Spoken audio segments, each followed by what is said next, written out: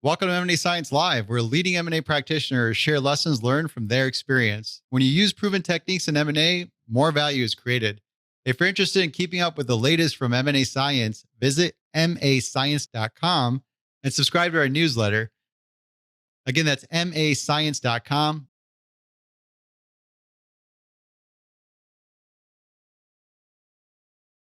I'm your host, Kison Patel, CEO and founder of M&A Science and Deal Room.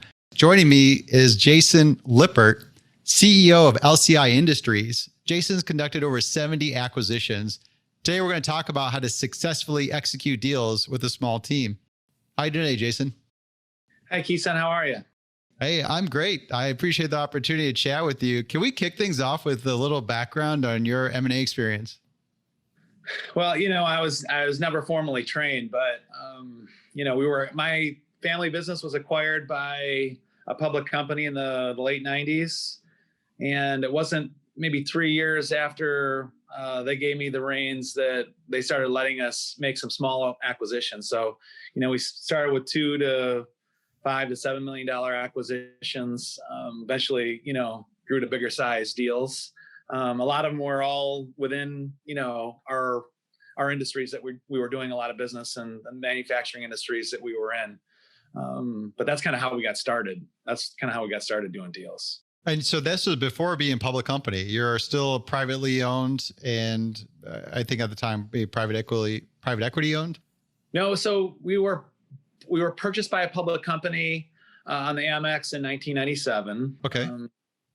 So we went from private to public in late 97, and then our public company that owned us went to the New York Stock Exchange in 2001, I believe. And then when did you started doing deals? Yeah, it was right about 2001, right around there. Did our first ones. Cool. That must have been a fun time. So I think we'll talk a little bit about your approach around sort of how you work with companies and expand on value. I think one of the things that was interesting that how you mentioned you went going public. Can you tell me a little bit of difference in terms of how you sort of pursued doing deals and how that may have changed as a public company? So, my family had done a couple small deals when we were private. I wasn't involved with those deals. I think, the big difference was that, the public company leadership had, some more refined and sophisticated metrics around, hey, here are the kind of the parameters where when we were private, we probably, did things more off the cuff, and hey, if it was a good fit and we could see some strategic long-term opportunity in joining forces with somebody, then we would do it. But all of my deal experience has been on the public side, and we've just, we've gotten more sophisticated over the years. And like I said early on, it was, some really small deals in our space around steel manufacturing, and geographically people real close to where our home base was in the business. So the public company had a bigger financial model to go through. Yeah. They were very interested in going down an organic, growth path. I mean, we were growing fine organically, but they wanted us to, bolt on, and widen our competitive moat through some inorganic, acquisitions.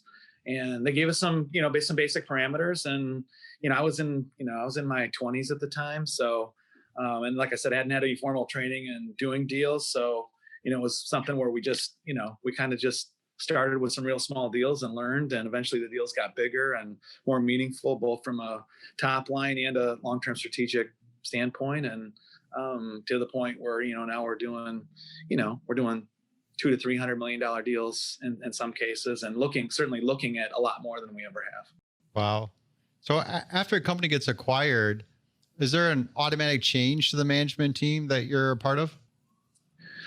Yes, I think everybody looks at it differently. I mean, one of the things we've evolved into in terms of deal evaluation is, we found that it's a lot easier to do deals, when we acquire, a really great leadership team. So, one of our prerequisites when we make a deal these days is, leadership team has to be solid. And if we decide to do a tuck-in, or, in some cases the leadership they want to exit. They're only going to they're only going to sell the deal if they can exit. And, when we want to do those types of deals, we need to make sure that the leadership is available on the mothership side, on the big parent company side, to make sure that we've got people that can slide into place and lead strong out of the gate. So leadership, we either have to have it ready internally, where somebody can fully focus on that, or we have to acquire great leadership with the deal. That's just something that, and other people, they'll scrape and they'll do other things and lean it out. But, we look at things a little bit differently. So it's not going to be an undefined thing. There's going to be a clear plan. Either we're building off the existing team and really looking at the growth opportunities, or we better have a plan in place to make that change happen quick. That's right. You've done over 70 acquisitions.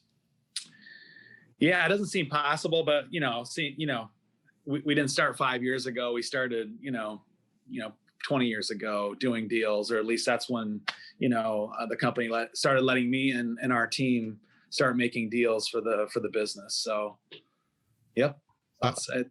How'd you do it? Did you have a corporate development team assist you? What does that structure look like? No, it's kind of funny. I mean, like I said, I didn't have any formal training. So, building a team around M&A and acquisitions and integration never really occurred to us. We were just, we saw a company that we liked. We generally went out and approached them, figured out how we were going to integrate, got the deal done, and just, it would be, borrowing some accounting resources internally. It'd be borrowing some of our other, manufacturing and, HR and IT and marketing resources, and, help think about, hey, is this a good fit? How are we going to integrate? So there wasn't any in the beginning outside resources or dedicated teams focused on getting deals done. And we really did that through, the better part of 2016, probably, before we started adding, separate resources to help evaluate and get deals done and ultimately integrate. So, and the team still, to our scale, I think is pretty small compared to most. So how many actual dedicated people to M&A do you have between front end doing diligence through integration? One. It's more of a resource than what we ever had, but they're fully dedicated on evaluating deals. And look, I think our deals are mostly strategic. We've got 4 really key industries that we consider ourselves knee deep into or waist deep into. And so we're only looking at deals in those spaces, and we know which ones we want to acquire. So I'll feed the deal, or one of my other key team members will feed the deal. And, so we don't have to sit there and scrape a bunch of books coming from investment banks and things like that. Like a lot of private equities might do. We know who we really want. We go after and get them to the table and get them interested. And then that's when, our team, again, we still borrow resources from all over the company. So you could say that there's some people kind of wear a half hat of, they have a full-time job, but when a deal comes up, they've got to be available and dedicate some resources there. Jared, I like the part where all this stuff's organic, that you just started doing deals from scratch. You didn't come from a banking background or anything of that sort. The thing I really want to unpack is, what were some of the lessons learned along the way? And maybe you got to rewind a little bit, think about some of those early deals and kind of, hey, I'm never going to do that again type of moment. Yeah. But I'm sort of curious what were those lessons and how it evolved? So, getting too far into something really, really new, those generally are very, very difficult to do when you're, stepping into a new industry or stepping into a completely new product line. We learned how to do better diligence over the years, when it comes to, not just the leadership team at the top level, but really diving deeper and making sure there's leadership strength all throughout the business.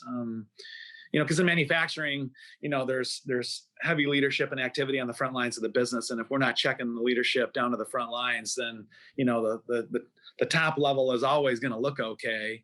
They're always going to represent well, and tell a good story, but until you get down to the front lines of the business. So, we look a little bit closer there.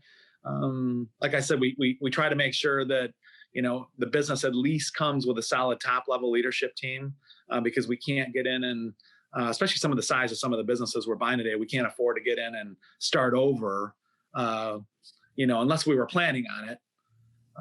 So, evaluating the leadership and, doing a lot of diligence on the customer side and the product side is really important to us.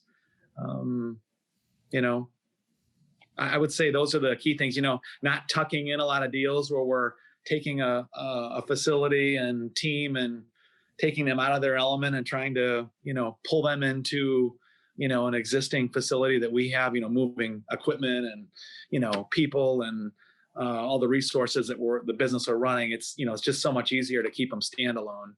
And then not going after, something that looks attractive that's at a really, really low price. I mean, we tend to, stay away from those more. I mean, if it's a garage sale, we almost tend to look the other way, even if it looks enticing, because it's a garage sale for a reason. So we try not to get overreactive around deals that just look like a really, really, really good deal, unless there's something, meaningful there. What are the red flags? What causes you to turn the direction? Oh, really bad leadership or, toxic leadership. That takes a long time to fix. I mean, usually that it means that there's a tough culture, and those are hard to penetrate sometimes unless you're going to really make some wholesale changes, which again, lead to a lot of work and effort and resources that, again, we don't necessarily have the time to dedicate all that resources if there's not a strong leadership team there. So I'd say that's probably one of the bigger things.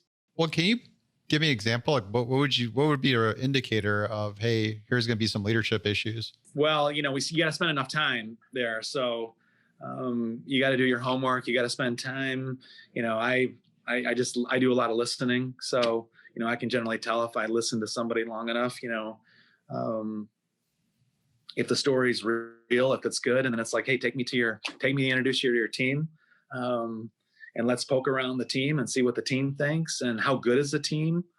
How long has the team been together? That's usually, if the team's been together for a very short period of time, it's likely that, that there's not a lot of chemistry there and there might be some opportunities. So, but generally if the leadership seems toxic, we're running. If the culture seems toxic, it makes it a tough go. Wow. So you'll put that if there's not, we look for growth trends. So, we got to see a path to, aggressive growth, not just,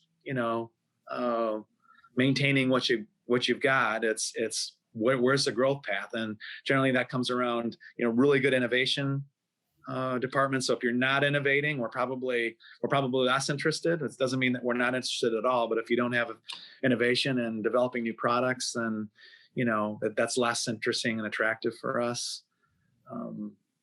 Those types of things. Got it. So good culture in place, leadership through the company, making sure they got growth and innovation. Anything else in terms of red flags that sort of they're what the customers think about them. So, that makes a difference. Is there a way to find that out? Customers are getting ready. What's that? Is there a way to find that out? Do you just actually try to have conversations with some of the customers? Because it's we just try to have conversations with some of the customers loosely without, divulging, the confidentiality and things like that. It's just, ask around, poke around. Sometimes it's supplier peers. Sometimes it's customers. Sometimes it's the consumers, just how does everybody feel about, the products and customer service? And, are they really diving in and trying to go deeper with this supplier? Or are they trying to, pull content out and away and move it to their competitors? You do a lot of these deals yourself, where you mentioned you don't have this vast network of bankers and so forth. So you sort of are involved in the industry, know the space, know the players there. What does that look like in terms of your sourcing process? How are you approaching the opportunities, having conversations with some of these other executives to start facilitating it into a potential deal? So a lot of times it's just a phone call, myself or somebody else on my team that will feed a deal, have a conversation with the executive leadership and, It might be, we might have a long-standing relationship already. There might be a relationship in place already. I mean, look, in the handful of small industries we're in, even though we're, a few $billion, the industries are relatively smaller, and I wouldn't say niche, but they're smaller. So, everybody knows each other. It's not hard to get around. It's not hard to know who all the players are. I mean, it's really easy. I've been in the business for 27 years, and my average tenure in my top 20 executives that sit with me are, 18 years. So, we know all the players, and ultimately, a lot of the suppliers that build components in these different industries, they know if they're ever thinking about selling, that we're a great partner to sell to. Because we've done 70, and you're going to get a reputation, good or bad, one way or the other, when you do that many deals. And I feel like we've got a really great reputation, and we treat the sellers really well. A lot of the sellers we've bought from over the years are still connected to the company in some way, shape, or form through either consulting agreements, or they just stay close to the business and stick around, and they want to know how things are going, and they'll recommend us to other people. So that's kind of how I'd say. So a lot of long-term relationship building, but is there sort of like a prompting, hey, Jeff, let's go grab a beer? And they sort of bring up the fact that, we've known each other for a while, and then your company's just really interesting, and love to chat about an opportunity with you. Yeah, it's kind of like that. It's real informal, and hey, we're not going to sit down and on the first meeting and, lay it on you and make some big presentation. It's hey, have you ever thought about selling your business? Or, if not, have you ever thought about it, or do you plan on selling it at some point in time, just so that we know where they're at? And then, more often than not, if they say, hey, we're not ready yet, they're going to make the phone call at some point in time and say, you know what, you planted that seed a while ago, and I've been thinking about it, and it just feels like a good time. I just like to sit down and explore what that looks like. And in other cases, we do get some calls from investment bankers of, because we're in Europe now, we're in aftermarket, we're in commercial vehicles, and, the marine business. And there are some people that don't know us too well.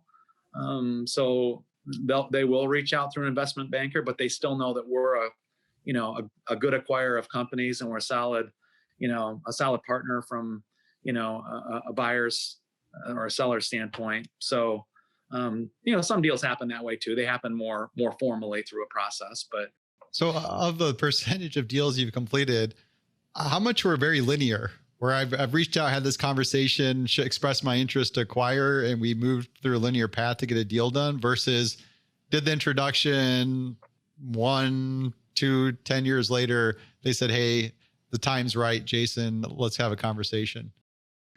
Man, of the people we've approached kind of directly, probably 70, 80% of our deals have been not through the investment banking route, through a formal type process.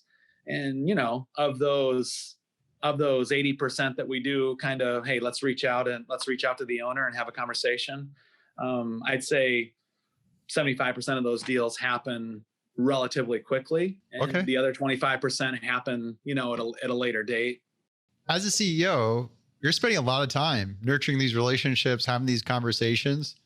What does your time look like in terms of percentage of time you're spending on the M&A activity versus you got to deal with investor relations and that internal operations and so forth? Well, I think as a CEO, you just have to, or a leader for any position, you just have to be really good at time management and how you spend your time and how much time. I mean, I tend to move probably more quickly and not spend a lot of time analyzing and pondering. And when I've thought about it long enough, we approach somebody, hear their story and make sure it confirms everything we were thinking. We generally move pretty quickly. But I know some people, you can pencil whip deals to death, and it can take a long time to get a deal done, and take an exceptional amount of time. And that would take a lot of time away from the other things that are important that I do, or that other leaders in the company do. So time management's really, really important. And if you manage your time well, you can make time to do this kind of thing. But it takes a lot of practice and intentionality, and and to get efficient. So just a lot of practice. Hey, well, it's interesting. I hope there's a study one day of sort of the assessment on CEOs and their competency around M&A, because I feel like it varies dramatically company to company. And Yeah. you're on the other end where you're very hands-on and know your stuff. I want to talk to you about value creation. What are you doing to create value in these companies?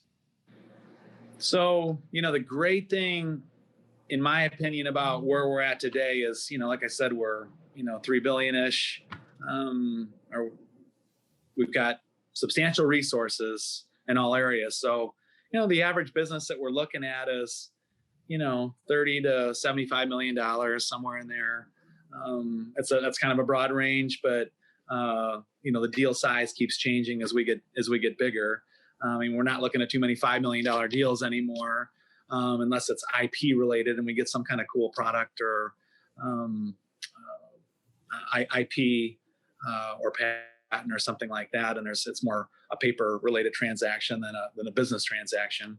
But, so we're looking at bigger deals and they keep growing. And, whether it's a $30 million deal or a $100 million deal, and they're buying, their core raw material is steel or aluminum or, foam or fabric or whatever the raw material is that they use, we use a lot more of that, and we're able to go in and immediately create synergies on raw materials. So, that creates a better ROI, and it creates a quicker payback and return on buying a business, depending on where they're at and their sophistication in the sourcing world. So some source okay, at a company that's 50 million, and others are not very good at all. They got into business because they developed really good products, or they had really good sales, or they had some really good customer relationships. But, sourcing is really the key when it comes to return, because, if we can buy 10% better, it makes the deal pencil a lot easier and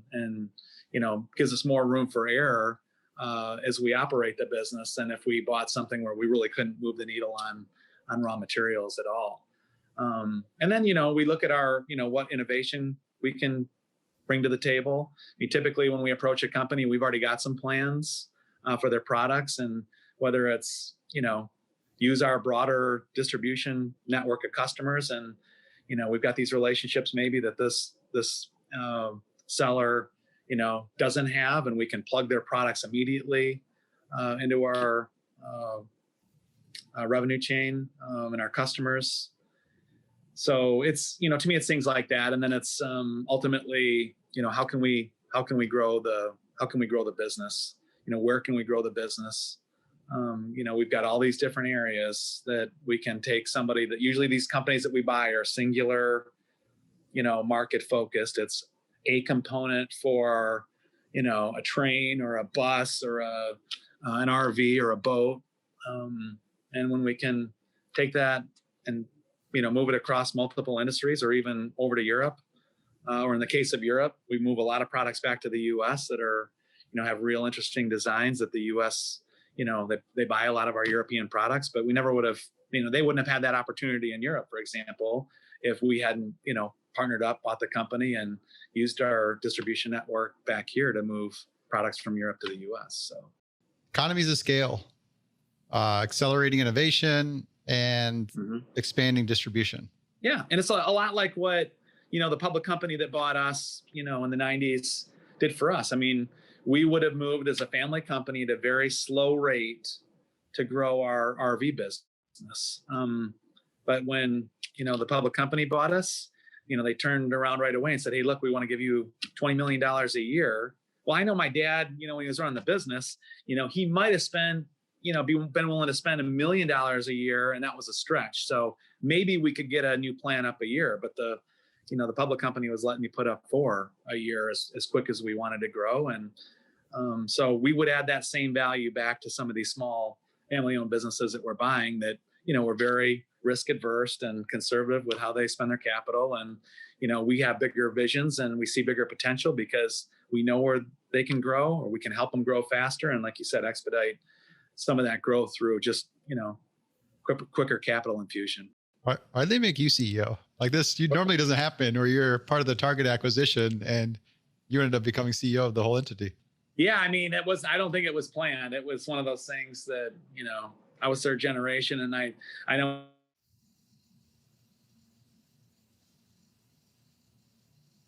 day, but and I'm sure the public company guys were like, yeah, we'll see about that. But But you dropped off for a second, Jason. I just heard you said you're a third generation. oh yeah, so yeah, I'm third generation, and when the public company bought us, I know my dad told them that, hey, I've got my son, and he's only a few years out of college, but he's doing good, and he'll take the business over someday. And I'm sure the public company guys were saying, yeah, sure, that sounds good, but we'll see. So it just worked out. We got lucky. We're blessed. Usually it's the third generation that screws a business up. So that's a whole other thing. That's why my dad sold it, so I couldn't. Right. That's the ideal succession plan, to sell it before the third generation screws it up. Which is awesome. You didn't. You kept a motivated drive and kept progressing. Yeah, it's worked out really well. I want to talk to you about leadership and culture, because I think this is another element of value creation. First time we talked, I told you I'm in Chicago. I wanted a fun family trip for the weekend in Indiana. And where'd you send me to? What's that? Shipshewana, right? Yeah, you sent me to Shipshewana.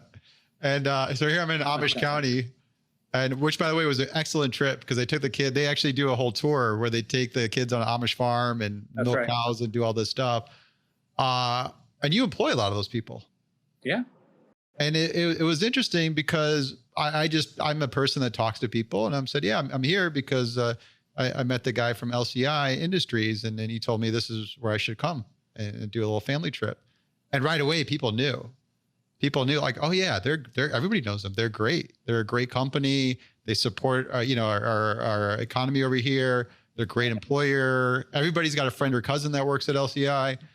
So it would intrigue me. And I realized, like, you sort of sent me there indirectly to do some diligence, that they spoke so highly of the company. I was so blown away and impressed by it. So I really love to hear a little bit about how do you approach that, especially when you acquire a company too, because there's always a thing where every company has their own unique culture. Then ultimately you need to create some kind of uniformity around it. But we'd love to just hear your approach around that. Yeah. So it's actually one of the, the most exciting things we work on, and I didn't mention it, but it's one of the, the soft ROIs, the soft part of ROI that nobody, talks a whole lot about, because there's no way to really, put an ROI around it. But, we're one of the few companies out there that spend a lot of time around culture and leadership development. You mentioned an M&A team. I don't have much there, but on the culture and leadership side, we've got probably 24 individuals right now in the company that they do culture and leadership development, and that's all they do. And a lot of that's focused around our newly acquired companies. So typically, as we're trying to work all the time on improving our culture and moving the leadership needle for each and every leader in the company, through these teams, often they have to kind of, we have to kind of move some of them over to the acquisitions and say, look, the company knows where we're at, and every company's heard my message, or every business unit in our company has heard my message, heard our leadership team's message, and that flows through the organization. But when we get a new company coming into the family through an acquisition, they've never heard the message, or they might have heard it from the outside, but they don't really understand it that clearly. So we have to go in and make sure right away they understand that there's no compromise on the values. So that is a wholesale change we make real quick. Love that you might have had values before. Most small companies we buy, they don't have them. And if they do, they're just hanging on the wall. They don't talk about them on a regular basis. But it's one of the things we do right away is we throw out our values and kind of talk about how we hold people accountable and align people to the values so that the culture is consistent.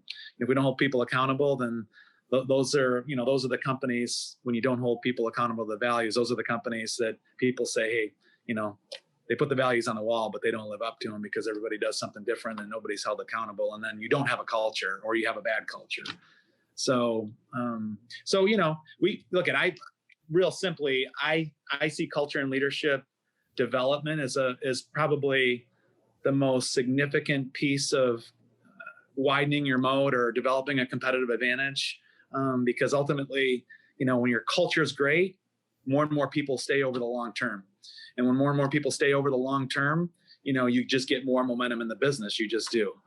Safety, efficiency, quality, innovation, they all get better when more and more people are coming into the business, with their hands in the air saying, hey, look, I'm coming to Lippert today, and, we're going to make stuff happen. And, I'm going to put all my energy and passion into the business, and we're going to do great things, as opposed to a culture that's kind of blah or poor. They're kind of moping into work, or they're not calling in and showing. They're not calling in and saying, I'm not coming anymore. They're just not showing up. You just can't, the difference in those two businesses are drastic when it comes to efficiency and safety and quality and innovation. And to me, that's where we spend a lot of our time, is because that's developing a huge competitive moat. It's giving us competitive advantages that I know our competitors don't have, because they're dealing with turnover and training and, all this stuff at, higher levels of attrition. So we spend we just happen to spend a lot of our time there. This is how you're creating value. Mm-hmm. Yeah, totally. I just noticed your energy went up about 3 notches as soon as you got into the leadership culture part. Yeah. Well, I'm telling you, we've been on the journey for 10 years. We do a lot of things that other companies don't. And a lot of that's just, making sure people know that we truly care about them. We listen, we don't spend our time just, talking and barking orders and things like that. We want to know what we can do to make it better, because they're here 40, 50 hours a week. And, we have, the ability to impact their lives in a pretty significant way. And if we do that in a positive way, they're probably going to bring more energy to the business. And if they bring more energy to the business, that probably gives us a competitive advantage over our competitors. So it's helps the business, and it helps our team members. And ultimately, we use some of that energy and hours for community service and things like that we've got pretty substantial initiatives on. So I'd like to learn more about this, because one, I find it very relevant. I'd probably say we're one of the companies that have values written on the wall somewhere that nobody knows where it is. Mm-hmm. And I'm curious to take that as a company, and you've acquired that business. And now how does that company transform? What does that journey look like from having those values on the wall written somewhere to actually making it impactful and making a difference in their company? Mm-hmm. So are you talking in terms of just any company, or are you talking about an acquired company? Or I guess it could be both. Yeah. Because it just in general, because like I said, we probably fit that bill. And I'm curious, because I've been told by other CEOs it's such an important thing, and it's still, I'm learning it, right? And I want to know, because you're at a more mature state, what does that happen? Because it sounds like you're making that transformation with the companies you're acquiring. Yeah. So, the stat I like to use with, team members, especially at acquired businesses all the time, is that 88% of the people in the country that feel like they work for a company that doesn't care about them. So what's that say about culture? It says that, 88% of our cultures aren't that great in the business world. And we were one of those companies that, and, prior to 2013, we didn't have any values at all. We didn't have them on the wall and didn't follow them. We didn't have them. We ran hard, we worked our people hard. And when they couldn't keep up, we, moved them out of the way and found somebody else and left people in the dust.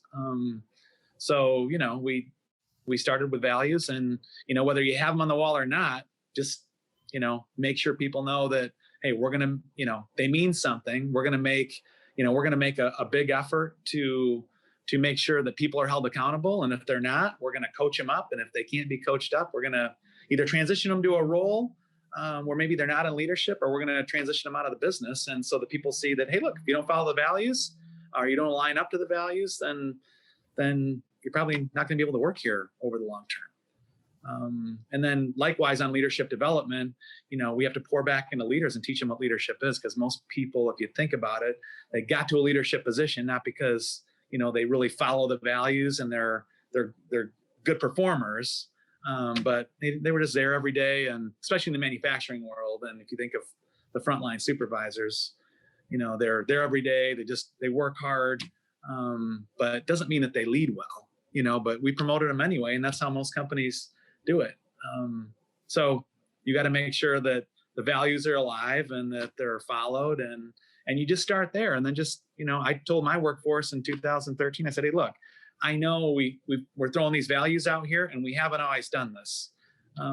We haven't lived up to these, but watch us from this day forward, And as long as we're doing what we say we're going to do and we follow the values and we're trying hard to hold people accountable, then just come along with us. And if we don't, then you're free to go, but just trust us and trust that we want to make an honest, solid effort. And it's a long journey, and the journey never ends. So, we still have steps to take, but some of the steps that we're taking today look vastly different than the steps somebody might be taking a year or two in. So really holding accountability to people acting upon those values and generally being proactive about the leadership development and continuously improving leadership, even though you're looking for good leadership to begin with.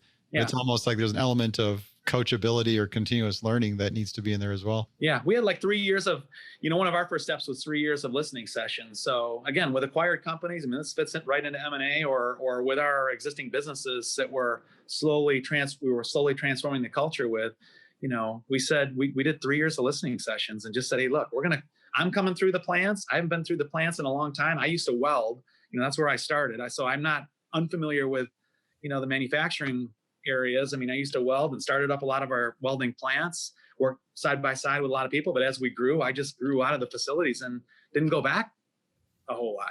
But I made it an effort for me to go back so I could hear firsthand what people thought the problems were. And they're really simple problems to solve. And some of them cost money and some of them didn't. Some of them were just, hey, we need to make some leadership changes. Others were, hey, look, we've grown 10x over the last 10 years, and our bathrooms are the same size and they're dirty, and our break rooms are the same size and they're dirty, and the plant's unorganized, and man, could you just put some paint on the walls? Could you buy some more microwaves for lunch? Could you buy some benches to sit on for lunch? Just easy stuff, but we weren't listening. We were just too busy, trying to get the next 100 million in revenues. So as we changed those things and they saw we were listening, they came around and they went from leaving all the time to saying, yeah, I'm going to stay here. And then we started investing in, community service type projects. And we started, hiring leadership coaches and personal development coaches to cater to our frontline team members who, by the way, we've got 1,500 of those leading 10,000 of those people in our company. So if we're not taking care of that first level supervisor, 10,000 people aren't getting cared for. So we really got these leadership coaches plugged into our frontline leaders just to teach them what leadership was, teach them what our values are, and to engage them on a higher level so that they're not just showing up and we're giving them a production schedule and they get it done and go home, and how they lead during the day is their business. Those days are done. I like the emphasis on listening, because the best ideas could virtually come from anybody. And yeah, they do. They come from everybody. They shouldn't come from just 5 people. But yeah, they don't come from the top. A lot of times they come bottom up. So that's right. Let's talk about key lessons you've learned over doing 70 acquisitions. Oh, key lessons. Well, I kind of told you a few of them where, we stay away from garage sales. We tend to focus on, the growth path. We tend to focus on innovation. We tend to focus on, good leaders. We've acquired a lot of companies where we bought companies with high capacity leaders in place that were capable of doing much more than what they were doing. So, we take some of those leaders and we give them more responsibility because they just were high capacity, and, they were only doing what they were doing because that's what they were in charge of, and that's what their company was. So, but I want to hear about you don't have to name names, but I want to hear about that. We shouldn't have done that deal. We shouldn't have done that deal? Yeah, I want to hear about that. The only deals that were really tough for us were the ones we did in, 07, 08. But even today, they're great. They're great businesses. We bought a furniture company for the RV business in July of 2008.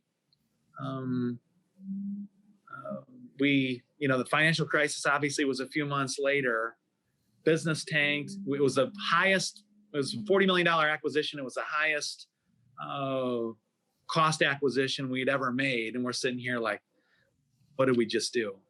But that business today organically grew to, 300 million. Our president of North America came from that business. So I look back at it and say, yeah, as horrible as 08, the end of 08 and 09 were for that business.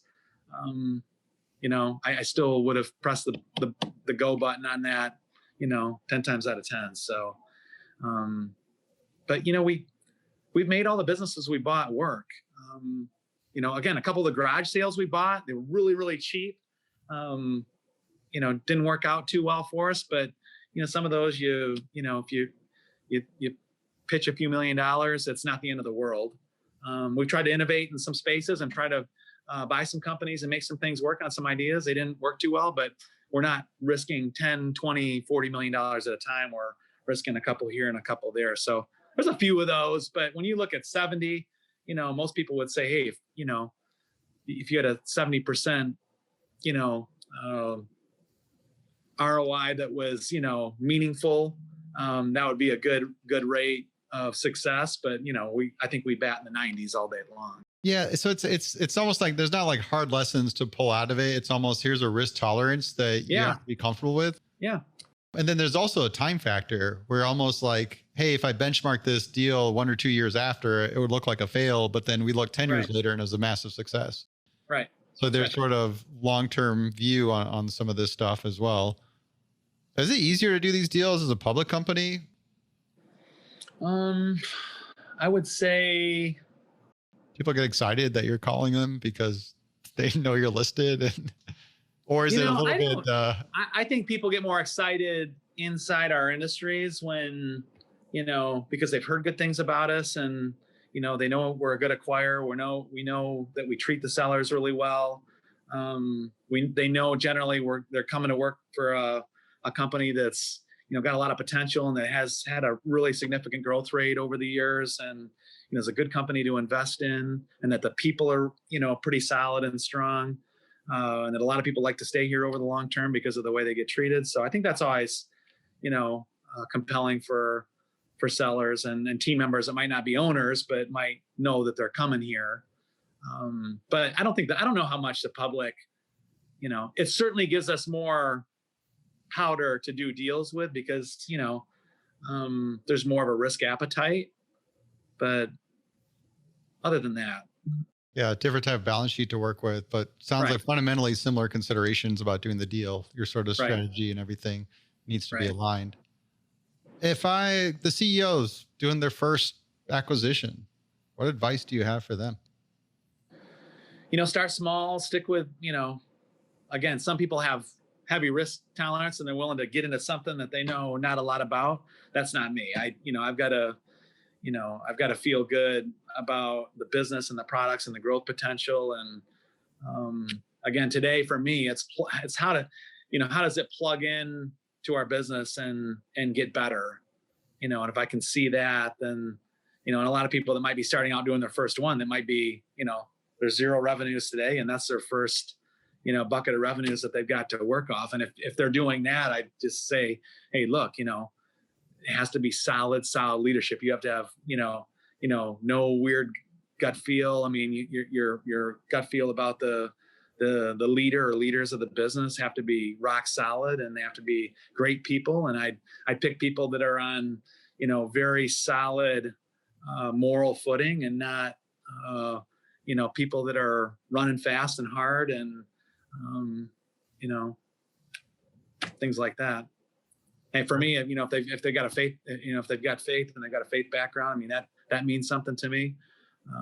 So, it's, again, I think everybody looks at things a little bit differently, but, the people that you acquire, will make or break the business. So, you've got to do a lot of good due diligence there and spend a lot of time, not so much talking, but listening to, the people that are selling the business, to understand who's coming with the business at all levels, not just that, not just the top level. Cause you make the mistake there, then you don't know what's and who's running the business.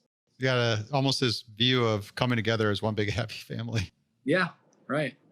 Have you had that where the culture was bad, or you found out later the culture was bad? Then I guess then when you mitigate it, you just. Yeah, I think, I think that, nobody intends on having a bad culture.